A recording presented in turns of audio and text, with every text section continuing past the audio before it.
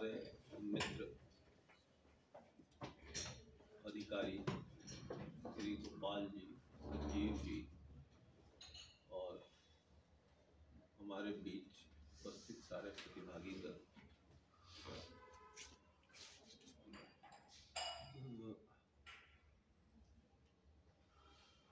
मैं एक लगता है अनकंसर्न्ड या अनकॉन्टेक्स्ट परिप्रेक्ष्य में बताऊंगा एक बात आपको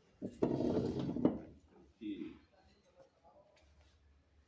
कोर्ट जब होती है, कोई निर्णय लेती है कोर्ट, तो वो सत्य को देख के नहीं होती है। बड़ा असामान्य सा बात हम बोल रहे हैं, लेकिन इसकी गंभीरता को आप देखिए। कोर्ट जो है कभी भी ये निर्णय नहीं लेती है कि सत्य क्या है, क्योंकि कोर्ट को भी पता नहीं होता है। जो घटना घट चुकी होती है कोर्ट को क्या पता है, लेकिन सत्य के करीब पहुंचने की कोशिश करता है। तो कैसे कोशिश करता है? उसमें दो परिस्थिति को ध्यान में रखता है, एक परिस्थिति और दूसरा साक्ष्य। अब परिस्थिति और साक्ष्य जब मिलते हैं तो वो घटनाएं जो होती है वो बहुत हद तक सत्य के करीब हो जाती है। इसलिए कोर्ट में आप देखिएगा उसके काला कपड़ा बंधा होता है ना, क्योंकि वो देखता नहीं है, वो सुनता है और समझता है और तब निर्णय लेता है। तो इस कॉन्टेक्स्ट में हम इसलिए आपको बोल रहे हैं कि यहाँ आप सुनिए और समझिए, तब निर्णय लीजिए। और जब सुनिएगा, समझिएगा और उससे बहुत साक्ष्य आपके सामने आ जाएगा, और जब साक्ष्य सामने आ जाएगा तब आप एज ए जज अपने आप को जज कीजिएगा कि हमें क्या करना है। और जब खुद आप जजमेंटल हो जाइएगा तो बहुत हद तक सही निर्णय कर पाइए। तो सही निर्णय करने के लिए किस परिप्रेक्ष्य में? उद्योग लगाने के परिप्रेक्ष्य में। उसलिए इस तरह की जो कार्यशालाएं की जाती है उसका सरकार के द्वारा संचालन किया जाता है, जिसमें हम लोग एक सहायक की भूमिका निभाते हैं। इसीलिए ये जो प्रोग्राम होता है एमडीपी, ईएसडीपी, ईडीपी, वो आपको परिस्थिति और साक्ष्य को दे देता है, और तब जब आप निर्णय लेते हैं तो ये माना जाता है कि बहुत सही निर्णय होता है और इसमें फेल्योर रेट बहुत कम होता है। उसका एक मोटा पार्ट ये भी है कि फेल्योर रेट कम होने का कि हमारे कुछ प्रतिभागीगण ये ट्रेनिंग लेने के बाद कुछ नहीं करते हैं, तो हम फेल्योर और सक्सेस की बात ही नहीं करते। अब बच गया जो करते हैं उसमें कितने लोग सफल या असफल होते हैं।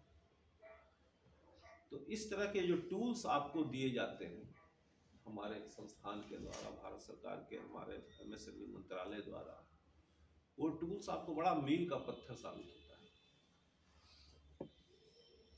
आपका एक विजन हो जाता है, आपको कुछ इंसाइट्स पता चल जाता है, आपको कहां से कौन चीज मिल सकता है इसकी जानकारी मिलती है, आपको क्या चीज आपका अधिकार है जो कि आप इग्नोरेंस की वजह से नहीं जानते हैं, उसकी जानकारी मिल जाती है। तो इस तरह से आपको फुल्ली अवेयर कर दिया जाता है। बट लड़ना तो आप ही को होगा,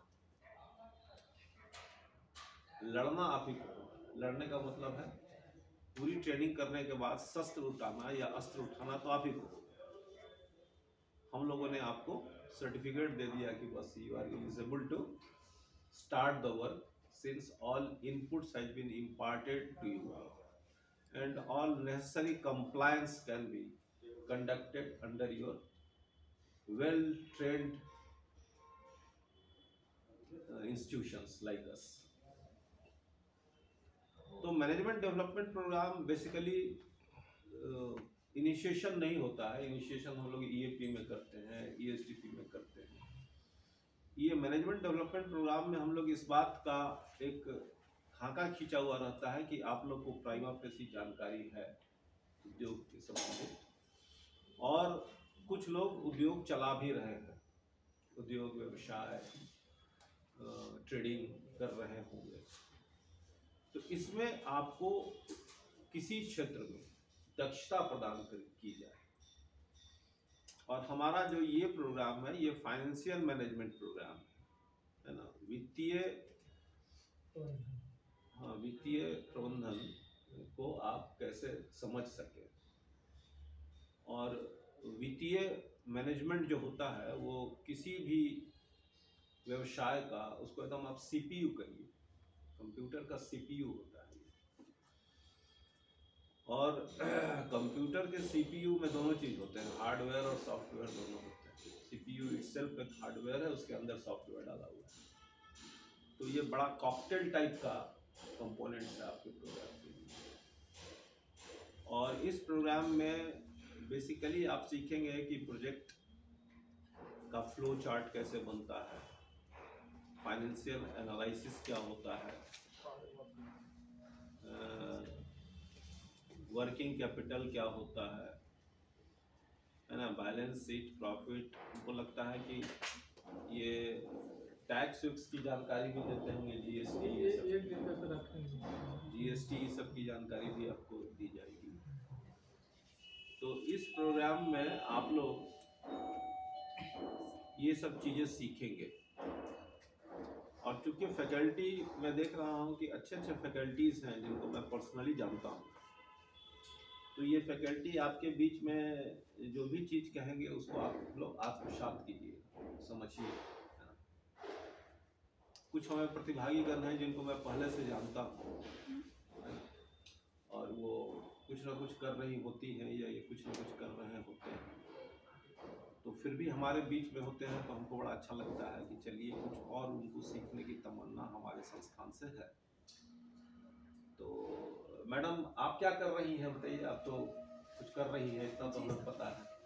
बेसिकली हमारी कंपनी जो है बिजनेस कंसल्टेशन प्रोवाइड करती है, जो कि नए एंटरप्रेन्योर्स हैं उनका बिजनेस सेटअप से लेकर उनके बिजनेस को कैसे आगे बढ़ाया जाए। अच्छा, उन सब का अच्छा, मैं basically consultant sort of things आप करती हैं, मेंटोर्स, मेंटोरिंग।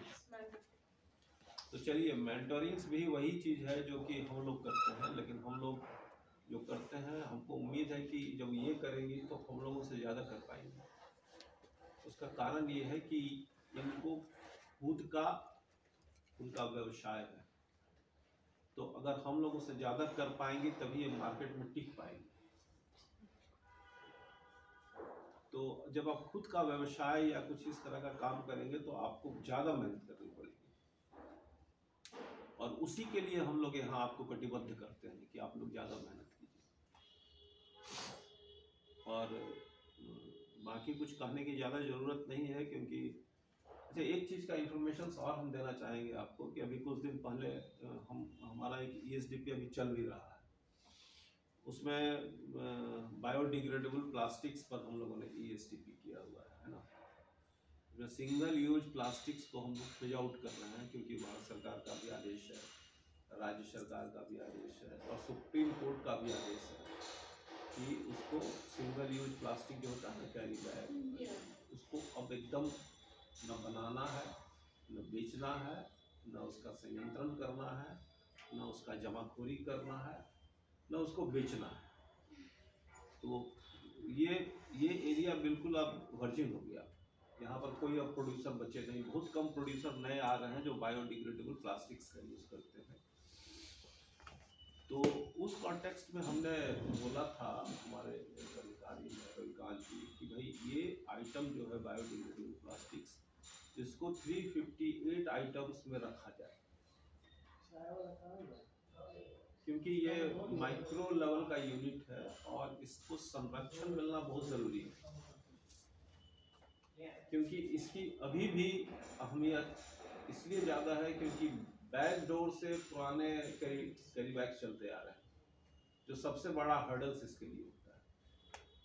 तो इस तरह से अगर सरकार का संरक्षण इसको मिल जाता है 358 आइटम्स में, तो क्या होगा कि उसको जितने भी 358 आइटम्स का मतलब ये होगा कि भारत सरकार के जितने संस्थान हैं, चाहे वो कोई भी मंत्रालय हो, विभाग हो, उसको अगर कैरी बैग से संबंधित कोई भी चीज क्रय करना हो तो उसको 100% MSC से करना होगा, 100%। अभी है कि आप और दूसरे प्रोडक्ट में 25% तक करते हैं, लेकिन जो आइटम्स रिजर्व्ड है 100%, उसमें 100% उसको उससे करना होगा।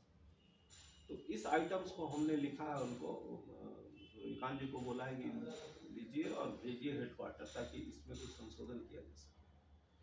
तो आप लोग जो काम कर रहे हैं इस पर भी आप लोग गौर फरमाइएगा, है ना, कि सिंगल यूज प्लास्टिक क्योंकि ये बैन हो गया है, ऑब्सलीट हो गया है और कानूनन अपराध इस श्रेणी में आता है। तो अगर आप बायोडिग्रेडेबल प्लास्टिक्स को यूज करते हैं या तो क्या है कि एक बहुत बड़ा एरिया आपको मिल जाता है जहां आपको मार्केटिंग की असुविधा नहीं होगी। अभी कुछ 3-4 यूनिट ही हैं बिहार में जो इस पे ये किए स्विच ओवर किए। तो इस एरिया को भी आप लोग ध्यान में रखिएगा कि इस पर भी आप लोग अगर चाहें तो आगे की कार्रवाई कर सकते हैं।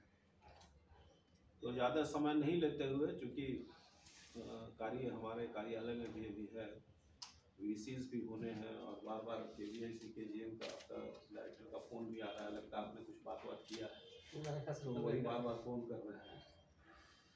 तो मैं आप लोग को फिर एक बार अपनी शुभकामनाएं देता हूं कि आप लोग आराम से इसको करें, संजीदगी से करें और कुछ सबल उद्यमी के रूप में हमारे सामने पेश हो। धन्यवाद, थैंक यू।